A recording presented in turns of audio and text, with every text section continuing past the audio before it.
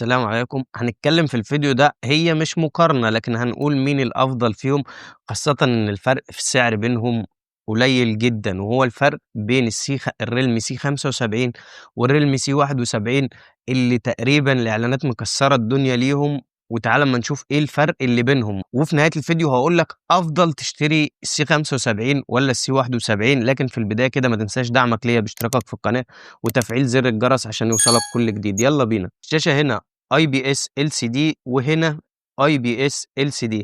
حجم الشاشة يعتبر قريب جدًا من بعضه، الC75 6.72 والC71 6.67 إنش، يعني الاتنين قريبين من بعض في الشاشة، لكن نقطة الاختلاف بقى الجوهرية اللي في الشاشة، الC75 بيدّيك دقة 2400 في 1080، أمّا الC75 بيدّيك 720 في 1604، وكثافة البكسلات كمان عندك الC75 392 بكسل والC71 264 بكسل، ودي حاجة يعني أنا ما أعرفش ليه نازلة في الشاشة دي كده بالطريقة دي. وسطوع الشاشة في الC75 بيكون 690 نيتس، لكن في الC71 بيكون 720 نيتس، وده الاختلاف اللي هيكون في الشاشة. لكن معدل التحديث بقى لصالح الC71 هنا إن هو 120 هرتز، لكن الC75 آسف 90 هرتز فقط.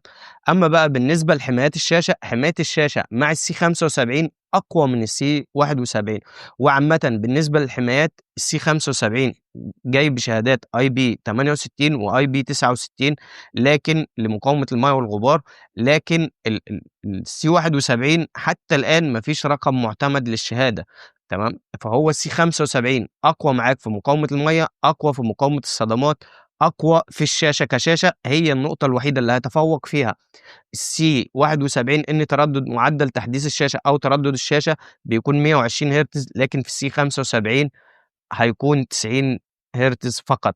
شاشة أنا هارشّح لك الC75 لإنه بيدّيك دقة أقوى ومعدل بكسلات أقوى، لكن هو الفرق الوحيد ال90 هرتز، وكده هنقول شاشة ال75 تتفوق على الC71.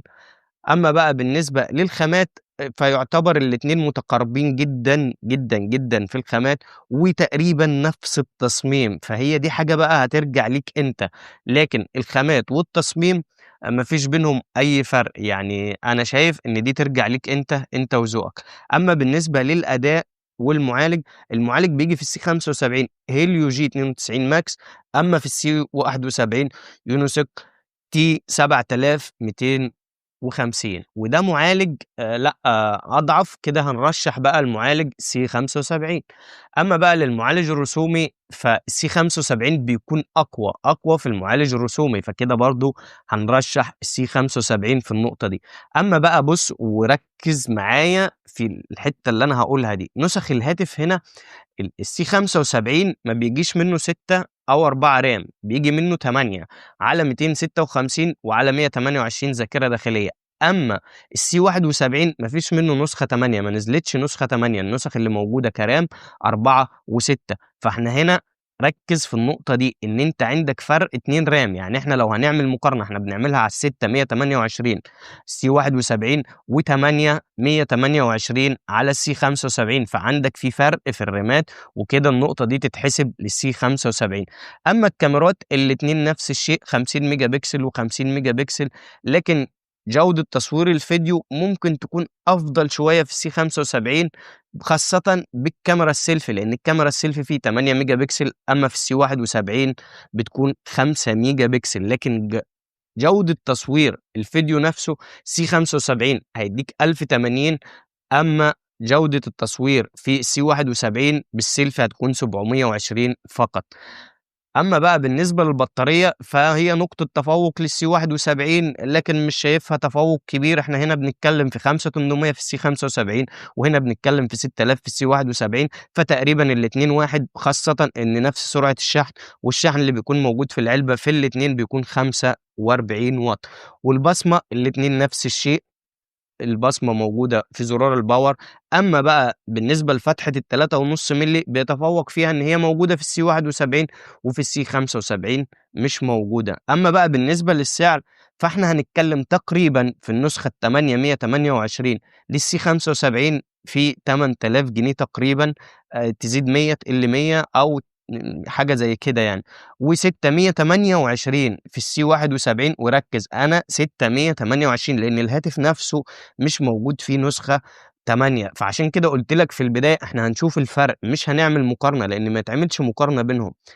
بتتكلّم في 7000 جنيه في الC71 628، وبتتكلّم في 8000 جنيه في الC75، يبقى كده الفرق 1000 جنيه، لكن أنت واخد مكانه أقل نقطة الاتنين رام الزيادة. عندك الرام هنا 8، أمّا هنا هتكون 6. الخلاصة في فرق في السعر تقريبًا مش كتير، هو 1000 جنيه، بس أنت لو عايز تاخد موبايل منّهم هاقول لك الC75، وده ليه؟ لإن المعالج أقوى، كمان جودة تصوير الفيديو في السيلفي أقوى. في الC75 بتكون 1080، في الC71 بتكون 720. مقاومات الC75 أقوى بشهادات IP68 وIP69، وكمان عندك سطوع الشاشة رايح لصالح الC75 بيكون أقوى، ودقة الشاشة أعلى في الC75. الفرق الوحيد لصالح الC71 من وجهة نظري أنا، اللي أنا شايفه في الC71 من خلال تجربتي، هو هيكون تردد الشاشة ال120 هرتز، وهو منفذ ال3.5 مللي.